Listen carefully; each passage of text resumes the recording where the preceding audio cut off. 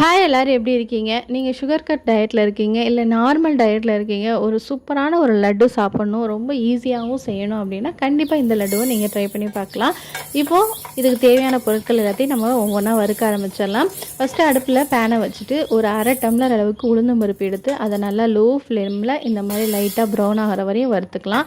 இப்போ அதே டம்ளரில் அரை டம்ளர் அளவுக்கு பொட்டுக்கலை எடுத்துகிட்டு அதையும் லைட்டாக வறுத்துக்கலாம். பொட்டுக்கலை நல்லா புதுசாக மொறுமொறுன்னு இருந்ததுன்னா நீங்கள் வறுக்கணும்னு அவசியம் இல்லை. கொஞ்சம் நமத்து போன மாதிரி இருந்தது அப்படின்னா இந்த மாதிரி வறுத்து தனியாக எடுத்து வச்சுக்கோங்க. இப்போ ஒரு 5-6 வால்நட், அதுக்கப்புறம் 10-15 பாதாம், அதையும் லைட்டாக வறுத்துக்கலாம். நீங்கள் பாதாம் வால்நட்லாம் வந்து உங்கள் டேஸ்ட்டுக்கு தகுந்த மாதிரி இல்லை உங்கள் ப்ரிஃபரன்ஸுக்கு தகுந்த மாதிரி நீங்கள் கூடவோ குறையவோ சேர்த்துக்கலாம். இப்போ இதோட 1/4 டம்ளர் அளவுக்கு கசகசா எடுத்துகிட்டு அதையும் லைட்டாக வறுத்து எடுத்துக்கோங்க.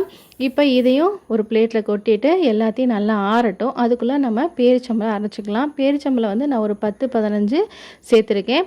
பேரிச்சம்பழம் வந்து இது வந்து லைட் ஸ்வீட்டை தான் கொடுக்கும், ரொம்ப ஸ்வீட்டாக இருக்காது. உங்களுக்கு நிறையா ஸ்வீட்னஸ் வேணும் அப்படின்னா இன்னும் கொஞ்சம் பேரிச்சம்பழம் கூட சேர்த்துக்கலாம். ஆனால் ரொம்ப நிறையா பேரிச்சம்பழம் சேர்த்துட்டிங்கனாலும் ரொம்ப கொலன்னு வர ஆரம்பிச்சிடும். அதனால் உங்களுக்கு தேவையான அளவுக்கு நீங்கள் பேரிச்சம்பழம் பார்த்து முன்ன பின்ன சேர்த்துக்கலாம்.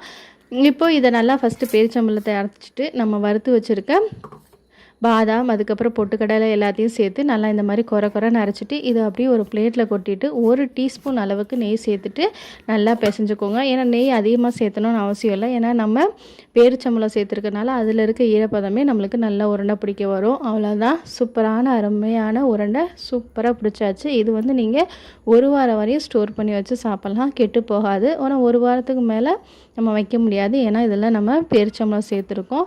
கண்டிப்பாக இது ரொம்ப ஈஸியானது. ட்ரை பண்ணி பாருங்கள். ட்ரை பண்ணி பார்த்துட்டு உங்களோட ஃபீட்பேக்கை கமெண்ட் செக்ஷனில் சொல்லுங்கள்.